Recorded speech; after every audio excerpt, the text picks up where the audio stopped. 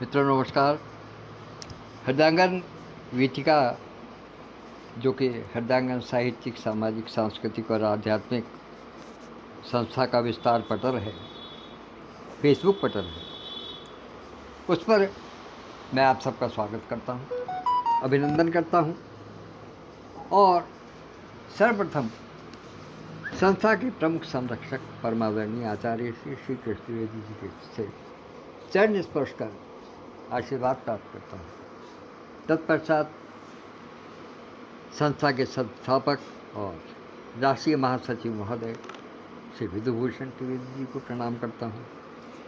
राष्ट्रीय अध्यक्ष डॉक्टर विद्युत प्रभा चतुर्वेदी मंजू जी को सविनय अभिवादन नमस्कार प्रस्तुत करता हूँ और इस हृदयांगन वीथिका को मूर्त रूप प्रदान करने वाले आदरणीय श्री हरिवाणी जी को बहुत बहुत आभार व्यक्त करता हूँ कि उन्होंने ये पटल हमें सजा कर दिया कि हम इस पर अपनी बात कर सकें। आदरणीय संस्थापक महोदय उपस्थित हो गए, उनकी उपस्थिति को सादर नमन करता हूँ।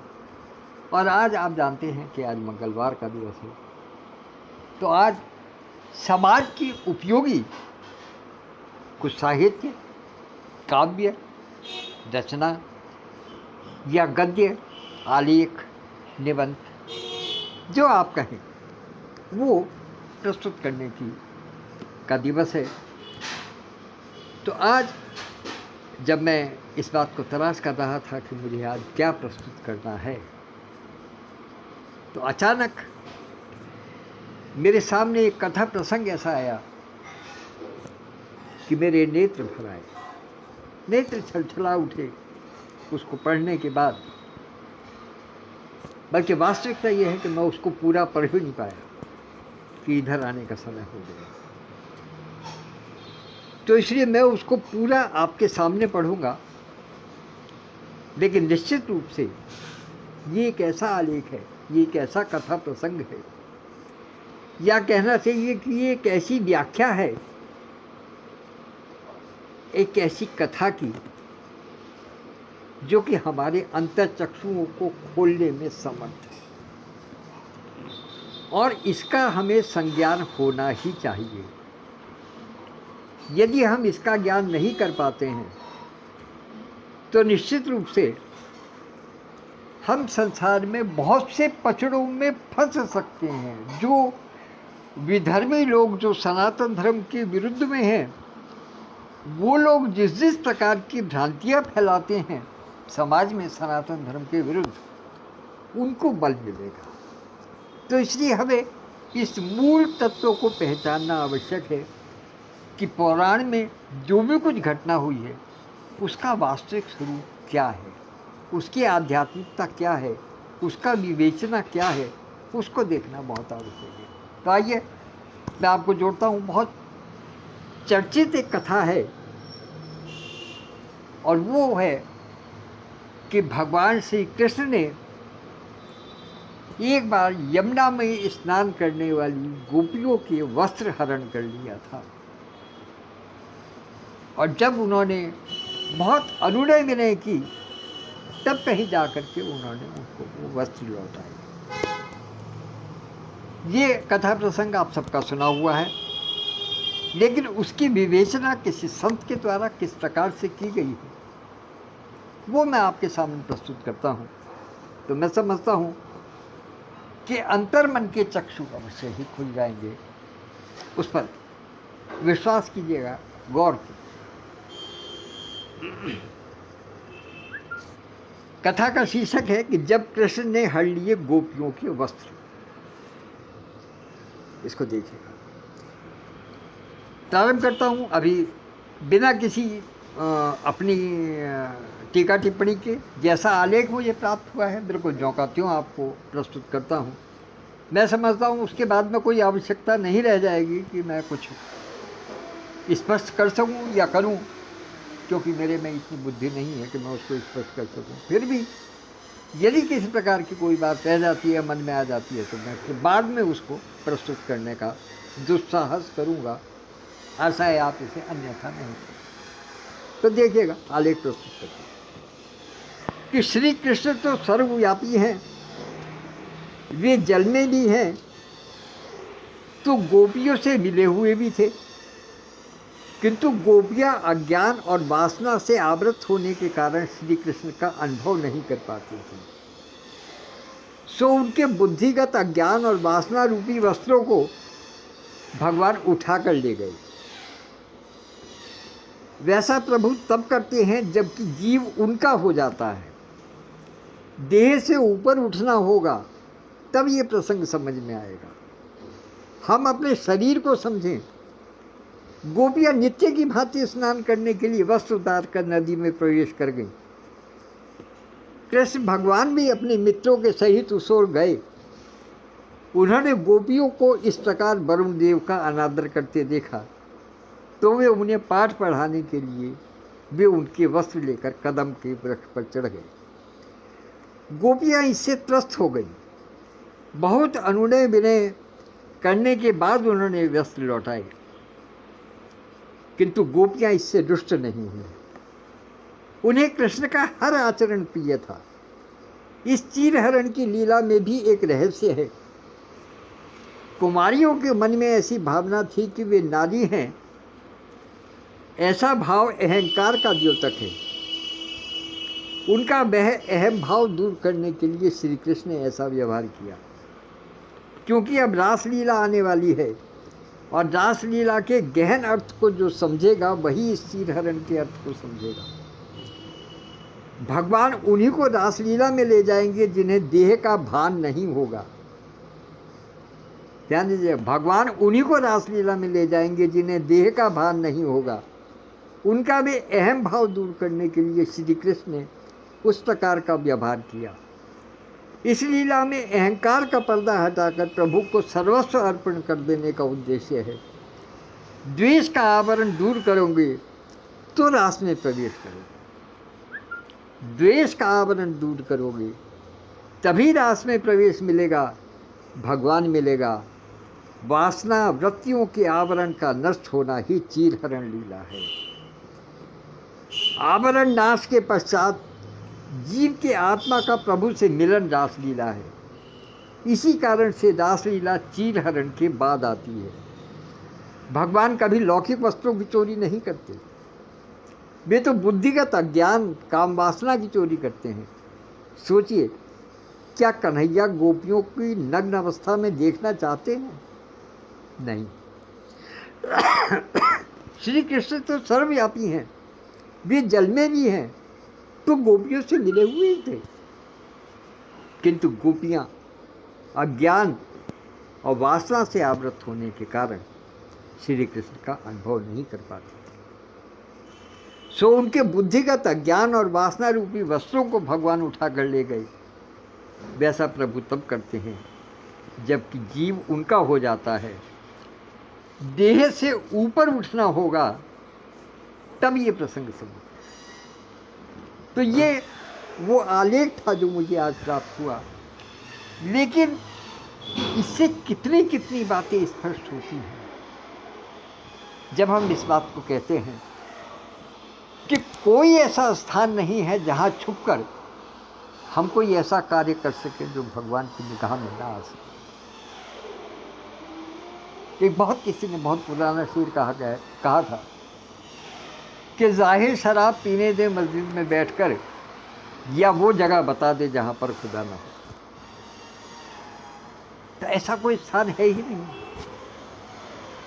तो सृष्टि में जो कुछ भी है सर्वव्यापक है। ईश्वर सर्वव्यापक हैं। तो जब वो सर्वव्यापक हैं, कण कण में विद्यमान हैं, और एक चीज और, जल भी प्राकृतिक तत्व है और उसके निर्माता, उसका जीवन, उसकी सोच, उसकी बुद्धि, उसके अंदर जो भी कुछ गुण हैं वो सब ईश्वर के अपने दिए हुए हैं। तो ईश्वर उसमें वास करते हैं। जब ईश्वर जल में वास करते हैं तो फिर ये कैसे माना जा सकता है? कि गोपियों की नग्नावस्था को श्री कृष्ण नहीं जानते थे या उनको आभास नहीं था। आभास आप सब जानते हैं कि जब मनुष्य वस्त्र पहनता है, मैं वस्त्रों की ही बात पर आता हूँ, मनुष्य जब वस्त्र पहनता है तो वो हमेशा इस बात का ध्यान रखता है कि वस्त्र मुझे कहाँ से अच्छे लग रहे हैं, कहीं ढीले ढाले तो नहीं हैं, कहीं बहुत ज़्यादा चुस्त तो नहीं है, कहीं कोई ऐसा रंग तो नहीं पहन रहे हम, ऐसे रंग का वस्त्र तो नहीं पहन रहे जो कि हम पर न फबता हो, न अच्छा लगता हो, समाज को अच्छा न लगे, ऐसा तो नहीं। कहीं कुछ ऐसा तो नहीं है कि हम किसी को नग्नावस्था में दिखाई दें। ये वस्त्रों की बात है। हम वो वस्त्र पहनते हैं जो कि हमें पसंद, जो हमारी इच्छा चाहे, जिसको हमें ये लगता है कि वो समाज को पसंद होगा। तो वो क्या है? वो एक अपेक्षा है, वो एक इच्छा है, वो एक राग है, वो एक मोह है, वो एक लोभ है, और अंततोगत्वा देखा जाए तो वो एक वासना का आवरण है। वो एक वासना का आवरण है। और वासना किस बात की? वासना इस बात की कि हम लोगों को कैसा दिखाई देती है, हम आकर्षक दिखाई देते हैं, हमें दिखाई देते हैं। वासना केवल एक वही नहीं है जिसके मूल अर्थ में आजकल लोग बाग उसको लेते हैं, लेकिन व्यसन वासना का ही पुस्तक। व्यसन जिसको कहते हैं वो भी एक प्रकार से वासना ही है। और व्यसन किसी भी चीज का हो सकता है, वस्त्रों का हो सकता है, भोजन का हो सकता है, रहन सहन का हो सकता है, देख दिखावे का हो सकता है। तो वो सारे व्यसन हैं। और वो व्यसन कहाँ से चलते हैं? वो वासना कहाँ से चलती है? व्यसन वासना वस्त्र, वस्त्रों पर आकर के टिकती है वो वासना। वो दुर्व्यसन, वो व्यसन वस्त्रों पर आकर टिकता है। इसीलिए श्री कृष्ण ने ये कहा। उन्होंने वरुण देवता का नाम लिया कि वरुण देव का अपमान है यदि आप इसमें नग्नावस्था में रहते हैं। लेकिन वास्तव में स्वयं श्री कृष्ण वहां उपस्थित हैं। श्री हरि को ही कहा जाता है कि श्री हरि सर्वत्र हैं, हर स्थान पर विद्यमान हैं। हरि व्यापक सर्वत्र समाना। आदरणीय दीदी ने सूत्र वाक्य बता दिया कि हरि व्यापक सर्वत्र समाना। वो जल में भी हैं, थल में भी हैं, वो नभ में भी हैं, आकाश में भी हैं, पाताल में भी हैं, धरती में भी हैं, वो पर्वत में भी हैं, वो राई के कण में भी हैं, वो रेत में भी हैं, वो मिट्टी में भी हैं, वो हमारे शरीर में भी हैं, वो आपके शरीर में। कोई स्थान ऐसा नहीं है, कोई वस्तु ऐसी नहीं है जिसमें कि ईश्वर का वास नहीं है। तभी 84 लाख नहीं है।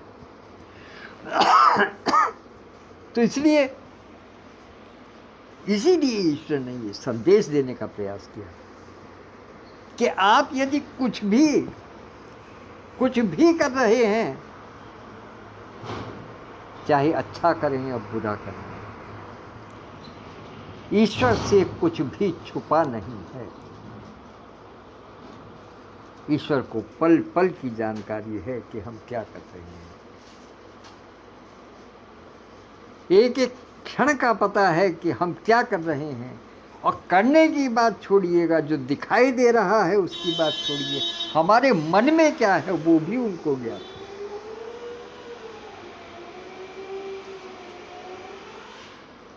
मन जानते हैं किसे कहते हैं? वास्तविक मन क्या है? जहां मैं नहीं है, मैं नहीं, वो मन है। और चंचल इसीलिए है क्योंकि ऐसा कोई स्थान ही नहीं है, ऐसा कोई भाव नहीं है जहाँ की आदमी ये ना कहता हो मैं नहीं, मैं का ही तो वर्चस्व है सारा। इसलिए मन चंचल हो जाता है उस व्यक्ति से जो मैं के भाव में रहता है, उसका मन चंचल होता है। और जो वास्तव में मन की परिभाषा को जानता है, जो मैं नहीं का भाव लेकर के चलता है, वो कभी अपने कर्तव्य पथ से विमुख नहीं होता।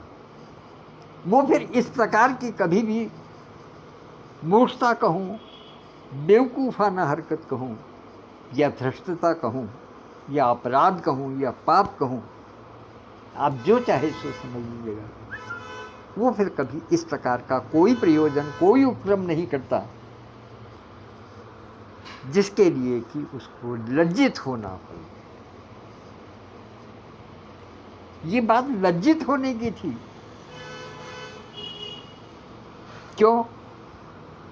क्योंकि गोपियों ने ये मान लिया कि बाहर कृष्ण हैं, यदि हम इस अवस्था में बाहर निकलेंगे तो कृष्ण हमें देख लेंगे। लेकिन ये उन्होंने ध्यान ही नहीं किया कि जिस जल में हम हैं वहां भी तो कृष्ण है।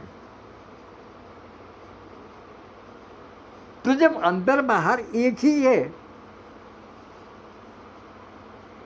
तो फिर अब किससे पर्दा कर रहे हैं?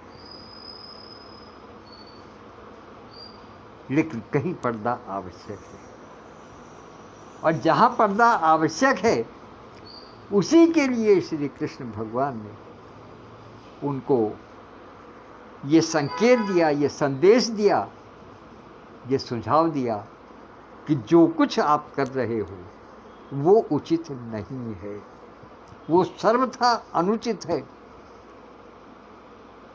क्योंकि आपके अंदर देह की भावना आ गई है।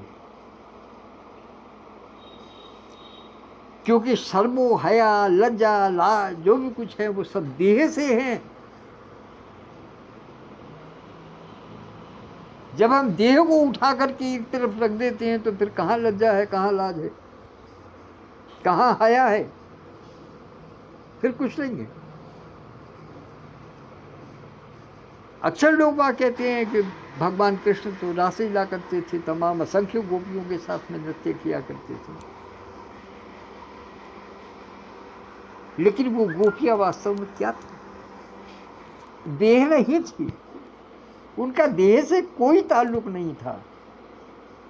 वो देह नहीं थी, वो एक प्रेम भाव था, वो एक मस्ती थी जो श्री कृष्ण के साथ में उसकी चारों ओर घूमती थी। वो मनोवृत्ति थी, वो ईश्वर के प्रति एक समर्पण था जो उनकी चारों तरफ चक्कर काटता था। आप सबको विदित ही होगा कि रासलीला में भगवान भोलेनाथ भी स्वयं पहुंचे, नारी का रूप बना करके भगवान भोलेनाथ स्वयं पहुंचे। लेकिन ज्यों ही वो अंदर पहुंचे, श्री कृष्ण को, योगी योगेश्वर श्री कृष्ण को आभास हो गया कि आज यहां कोई देह आ गई। और तब उन्होंने अपनी वो लीला रचाई, ऐसी बांसुरी बजाई कि भगवान श्री शंकर भी देह रहित होकर के नाचने लगे और उनका असल स्वरूप सामने आया। तो रासलीला देह से नहीं है, देह रहित भाव है, और उनसे ही ये सारी क्रियाएं चलती हैं। श्री कृष्ण को अगर समझना है तो देह रहित होकर के समझिए, भगवान राम को समझना है तो देह के साथ समझिएगा कि देह को किस किस प्रकार के कर्तव्य करने होंगे, किस किस प्रकार के संबंध निभाने होंगे, किस किस प्रकार के आदर्शों का पालन करना होगा, कैसी कैसी मर्यादाएं पालनी होंगी जो देह में है। और श्री कृष्ण ने वो बताया, उसका आभास कराया कि देह रहित होने पर किस प्रकार से ईश्वर की पूजा हो सकती है।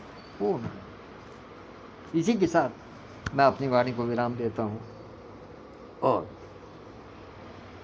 कल फिर प्रयास करूँगा अपने समय पर उपस्थित होने का। कल के विषय के अनुसार जो भी कुछ होगा वो प्रस्तुत करूँगा। और अब आज्ञा चाहूँगा। आदरणीय वर्षा खन्ना बहन उपस्थित हैं, आदरणीय विधुभूषण जी उपस्थित हैं, आदरणीय विद्युत प्रभा चतुर्वेदी मंजू दीदी उपस्थित हैं। आजकल मैं जानता हूँ कि सबके यहाँ श्राद्ध चल रहे हैं, किसी के यहाँ किसी दिन है, किसी के यहाँ किसी दिन है। अभी बहन संतोष तुलसियान भी मुझे दिखाई दे हैं, वो भी हैं। और मैं ये जानकारी दे देना चाहता हूँ इस पटल के माध्यम से कि आदरणीय वर्षा खन्ना बहन से मेरी अभी कुछ समय पूर्व ही बात हुई है। तो यद्यपि राजीव जी अभी आईसीयू में हैं, उनका इलाज चल रहा है, लेकिन उनकी स्थिति अभी स्थिर है और हम सब मिलकर के ईश्वर से प्रार्थना करते हैं कि वो बहुत शीघ्र न केवल आईसीयू से बाहर आएं, अपितु हॉस्पिटल से भी बाहर आएं और अपने घर पर विश्राम करें, आराम करें। चिंता की कोई बात नहीं है। पूरा परिवार, बेटे बहू सब उनकी सेवा करने के लिए तत्पर हैं। सभी बहुत योग्य हैं, सुयोग्य हैं और किसी प्रकार की कोई दिक्कत ना करें, किसी प्रकार का कोई अपने मन पर बोझ न रखें। क्योंकि हृदय का आघात कभी कभी मन की किसी ग्रंथि में, किसी विचार में, किसी बात में आकर के परेशान करता है। तो मेरा अनुरोध है कि यदि कोई इस प्रकार की बात है तो वो ऐसा न समझें, बिल्कुल शांत रहें। और हमारी वर्षा बहन सौभाग्यवती हैं कि उनको ऐसे परम विवेकी, ज्ञानी और कुशल व्यक्तित्व के स्वामी राजीव जी की सहधर्मिणी होने का सौभाग्य प्राप्त है। तो उनके शीघ्र स्वास्थ्य लाभ की कामना करते हुए मैं पटल से विदा लेता हूँ और आगे करता हूँ। धन्यवाद, नमस्कार और कल फिर